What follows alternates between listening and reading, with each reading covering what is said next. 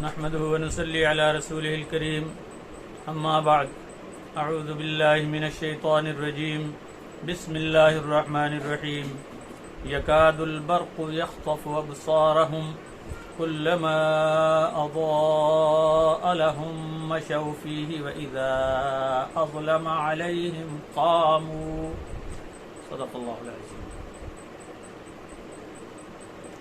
قریب ہے کہ بجلی ان کی بینائی اچک لے، وہ جب ان پر چمکتی ہے تو اس کی روشنی میں چلتے ہیں، اور جب ان پر اندھیرا ہو وہ کھڑے رہ جاتے ہیں۔ محترم ناظرین و سامعین، السلام علیکم ورحمۃ اللہ وبرکاتہ۔ اس آیت میں یخطف ایک لفظ ہے، اس کا معنی ہے اچک لے جائے۔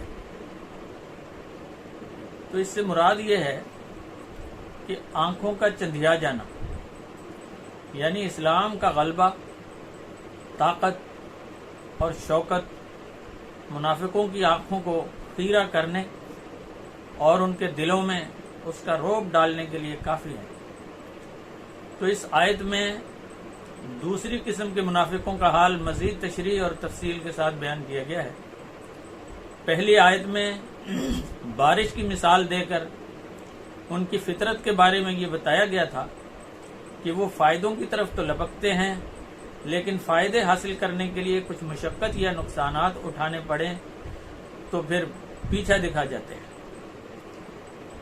بارش نوع انسان کے لیے بہت سے فائدوں کا سبب بنتی ہے، لیکن جب اس میں بادل کی کڑک اور بجلی کی چمک دیکھتے ہیں تو کانوں میں انگلیاں ٹھونس لیتے ہیں اور اس سے بچنا چاہتے ہیں، اور بارش کے فائدوں سے سرے سے انکار کر دیتے ہیں، اور یہ نہیں سمجھتے کہ فلاح اور بہتری کے لیے اگر کچھ قربانی کرنی پڑے یا آزمائش میں مبتلا ہونا پڑے تو اس سے گھبرانا نہیں چاہیے۔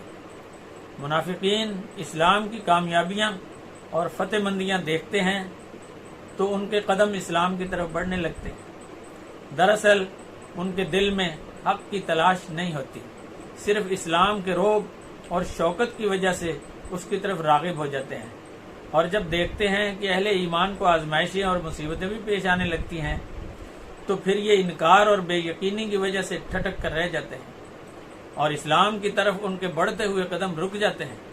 گویا بجلی کے چمکنے کی طرح جب اسلام کی روشنی ان پر واضح ہوتی ہے تو مسلمان ہو جاتے ہیں، ان کے ساتھ اٹھتے بیٹھتے ہیں، اپنے ایمان کا اظہار کرتے ہیں، لیکن جو ہی اندھیرا ہو جاتا ہے، یعنی انہیں تکلیفیں اور مصیبتیں پیش آنے لگتی ہیں تو پھر ان کا ساتھ چھوڑ دیتے ہیں اور واپس کفر کی طرف لوٹ جاتے ہیں۔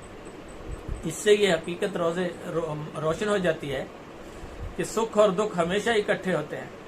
اگر ہم اللہ کی راہ میں جان، مال اور اولاد کی قربانی کریں تو یقیناً اس کے بدلے میں کامیابی اور فلاح نصیب ہوگی۔ یہ روش ہرگز درست نہیں کہ فائدے کی طرف تو ہم دوڑیں مگر آزمائش کے وقت پیچھے ہٹ جائیں۔ اللہ تعالی یہ بات پسند نہیں کرتے۔ اس کے بعد آگے ارشاد فرمایا، وَلَوْ شَاءَ اللَّهُ لَذَهَبَ بِسَمْعِهِمْ وَأَبْصَارِهِمْ إِنَّ اللَّهَ عَلَى كُلِّ شَيْءٍ قَدِيرٌ۔ تو اس رکوع کی ابتدا سے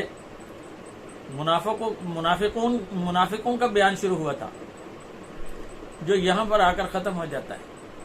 اللہ تعالی نے انسان کو سننے اور دیکھنے کی قوتیں بخشیں، لیکن منافقوں نے یہ قوتیں صرف دنیا کے عارضی فائدے جمع کرنے اور نفسانی خواہشوں کو پورا کرنے میں خرچ کر دیں۔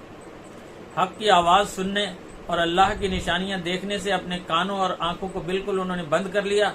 انہوں نے اپنی قوتوں سے صحیح کام لینے کے بجائے ان کا غلط استعمال کیا۔ اب اللہ تعالیٰ انہیں خبردار کرتا ہے کہ اگر وہ اس غلط روش سے باز نہ آئے تو ان سے یہ قوتیں چھین لی جائیں گی۔ منافق اگرچہ موت کے خوف سے بجلی کو دیکھ کر آنکھیں بند کر لیتے ہیں اور ان کی آنکھیں چندھیا جاتی ہیں، وہ کڑک اور گرج کی آواز سن کر کانوں میں انگلیاں دے لیتے ہیں کہ مر نہ جائیں۔ اللہ ان کی آنکھوں کی بینائی اور کانوں کی سننے کی قوت چھین بھی سکتا ہے، خواہ وہ کتنی ہی بچانے کی کوشش کرے۔ تو انسان کو دیکھنے، سوچنے اور سننے کی تمام قوتیں اللہ تعالیٰ نے اپنی رحمت سے عطا فرمائی ہیں، لیکن جب وہ انہیں اس کے حکم کے مطابق استعمال نہیں کرتا تو اسے ڈرتے رہنا چاہیے کہ اللہ تعالیٰ کہیں یہ قوتیں چھین نہ لے۔ اگر وہ چھیننے میں کچھ دیر کرتا ہے تو نڈر نہیں ہونا چاہیے، بے خوف نہیں ہو جانا چاہیے، کیونکہ سزا ملنے میں دیر بھی ہو سکتی ہے۔ ممکن ہے یہ دیر ڈھیل دینے کے لیے ہو یا اس کی رحمت کی وجہ سے ہو۔ انسان کی آنکھیں اور کان موجود ہوتے ہوئے بھی جب تک اللہ تعالیٰ کی مرضی اور ارادہ نہ ہو وہ کام نہیں کر سکتے۔ اگر وہ چاہے تو وہ انسان کو اعضاء سے کام لینے کی قوت سے محروم کر سکتا ہے کہ آنکھ ہوتے ہوئے بھی نہ دیکھ سکے اور کان ہوتے ہوئے بھی نہ سن سکے، اور یہ بات اس کی قدرت سے باہر نہیں ہے۔ اس نے عالم کے انتظام کے لیے باقاعدہ قاعدے اور قانون مقرر فرمائے ہیں، وقت اور سبب مقرر کر رکھے ہیں۔